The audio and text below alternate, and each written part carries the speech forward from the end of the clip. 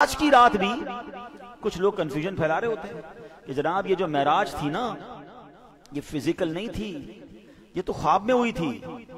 ठीक है जनाब, पता नहीं क्या प्रॉब्लम है, जब भी नबी पाक की शान बयान होती है कुछ लोगों को टेंशन शुरू हो जाती है। अच्छा, ये झगड़ा आज से नहीं है, ये प्रॉब्लम उसी जमाने से है।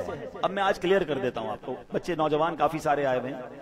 27 रजब की सुबह नबी पाक अलैहिस्सलाम ने क्लेम किया, अहलियान मक्का को जमा करके, सहाबा किराम भी थे और उस जमाने में कुफ्फार भी थे, इतना इस्लाम तो फैला नहीं था, कुफ्फार ज्यादा थे, मुसलमान थोड़े थे। तो नबी पाक ने क्लेम किया कि मैं रात के थोड़े हिस्से में बैतुल मुकद्दस भी होकर आया हूं, आसमानों की सैर भी करके आया हूं। तो साहबा तो एंजॉय करने लगे, खुश हो गए, वो तो ईमान रखते थे नबी पाक पर। मगर कुफ्फारे मक्का में अबू जहल को यह पता चल गया, कहता वाकई आप रात के थोड़े हिस्से में होकर आ गए। कहा अगर मैं और लोग जमा कर लूं तो यही दावा आप उनके सामने भी कर देंगे? नबी पाक ने फरमाया बिल्कुल कर दूंगा।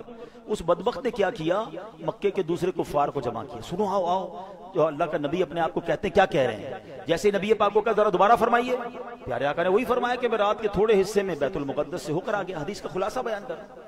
उन्होंने जोर जोर से हंसना शुरू कर दिया, मजाक उड़ाना शुरू कर दिया। नबी पाक ये पॉसिबल उनको नहीं लगता था, क्योंकि फिजिकली वो ट्रेवल कितना था। अब मैं आपको इस तरह समझाता हूं कि आपको इशा की नमाज में इस मस्जिद में कोई बंदा इमाम साहब को मिले, इमाम साहब कैसे हैं, ठीक हैं, और फिर फजर में आकर कहे कि इमाम साहब रात में अमेरिका गया था और फजर में आ गया हूं। तो इमाम साहब कहें यार जहाज में भी जाएगा तो 15 घंटे जाने के, 15 घंटे आने के, रात में चला गया वापस भी आ गया, लॉजिकली तो समझ नहीं आ रहा है। अच्छा, अगर वो बंदा ये कहे कि इमाम साहब मैं ख्वाब में अमेरिका गया था और फजर में वापस आ गया हूं, इमाम साहब कहेंगे कोई बात नहीं, मैं भी रात घूमता ही रहता हूं, मैं मदीने जाता हूं, तुम अमेरिका चले गए। ख्वाब में तो सारे ही जाते हैं ना, टेंशन तो नहीं है ना, इमाम साहब को भी कोई टेंशन नहीं, नमाजी को भी कोई टेंशन नहीं। अब मजे की बात बताऊं, ये अबू जहल ने जो झगड़ा किया ना, ये झगड़ा ही हमारा आंसर है। मैं आप सब, अच्छा पहले मैं झगड़े की और जरा तफसील बता दूं। पहले तो उसने खूब हंगामा किया। अब इसके दिमाग में ख्याल आया कि नबी पाक के बहुत करीबी साथी हैं अबू बकर सिद्दीक रज़ी अल्लाह तआला अन्हु। अच्छा, वो उस कॉन्वर्सेशन में उस वक्त यहाँ मौजूद नहीं थे, अपने घर में थे। कहा आज चलते हैं अबू बकर को बहका के आते हैं। कुछ लोग पहुंच गए, सिदरत सिद्दीक अकबर के दरवाजे पर, दरवाजा खटखटाया, आपने दरवाजा खोला, कहा अबू बकर बड़े बिजनेसमैन बनते हो, तुम्हारी अकल के बड़े चर्चे हैं, तुम्हें पता है तुम्हारे नबी क्या कहते हैं? क्या फरमाते हैं?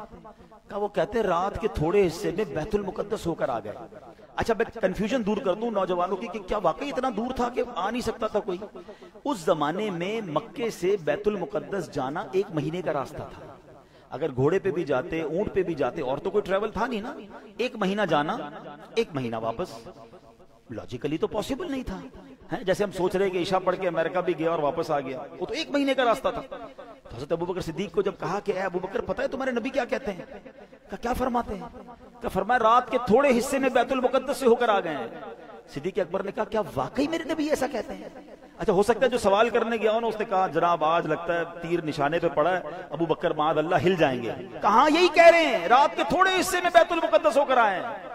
अच्छा, सिद्दीक अकबर की शान देखी, कंफर्म करने नहीं गए नबी पाक के पास, कहते हैं अगर मेरे हबीब फरमाते हैं तो हक फरमाते हैं, अगर उन्होंने कहा है तो सच कहा है। ये मसला हल हो गया ना।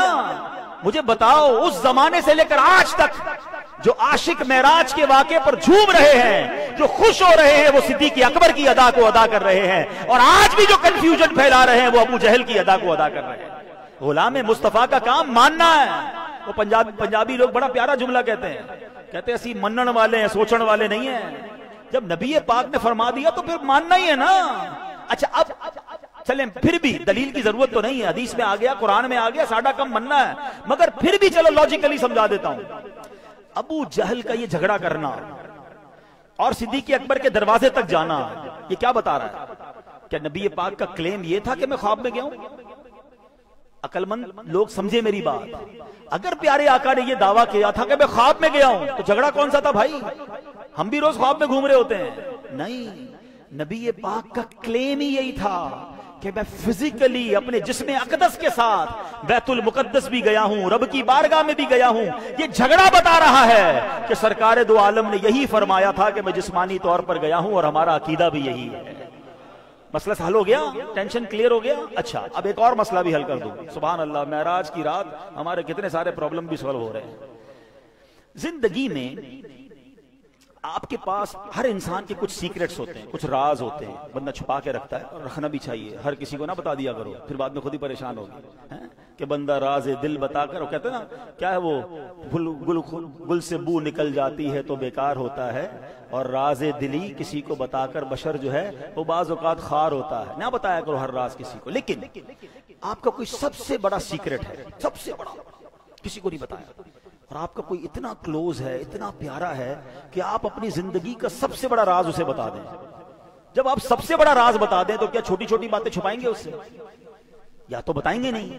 और अगर आप सबसे बड़ा सीक्रेट बता देंगे तो बाकी छोटी भी बातें तो नॉर्मल हो जाएंगी ना। लोग कहते हैं नबी पाक के पास इल्म गैब था या नहीं था, इल्म गैब था, इसी बहस में पड़े हुए। अल्लाह के बंदो और काम करो ना यार, अल्लाह के हबीब अलैहिस्सलाम की शान कम करने में तुम्हें टाइम मिलता है। मैं आपसे पूछता हूं, दुनिया का सबसे बड़ा इल्म गैब क्या है? दुनिया की सबसे बड़ी गैब क्या है? वो खुद रब की जात है।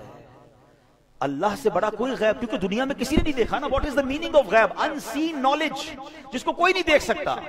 गैब इसी को कहते हैं ना, छुपी हुई चीज। तो सबसे बड़ा गैब खुद रब की जात है। मुझे एक बात बताओ, रब ने अपने हबीब के सामने अपने आप को नहीं छुपाया, अपना दीदार करा दिया, तो फिर कौन सा गैब छुपाना है? ये पूरी बात आला हजरत ने, कहते ना, अकीदा इल्मे गैब मेरे रजा ने एक शेर में समझा दिया है। वो फरमाते, और कोई गैब क्या तुमसे निहा हो भला। निहा कहते हैं छुपना। हुजूर और कौन सा गैब आपसे छुप सकता है? और कोई गैब क्या तुमसे निहा हो भला, जब ना खुदा ही छुपा तुम पे करोड़ों दुरूद है। जब खुदा ने अपने आप को आपके सामने जाहिर कर दिया, तो अब रब ने और क्या छुपाना है? तो सुभान अल्लाह, रब ने अपने हबीब को बहुत कुछ अता फरमाया है।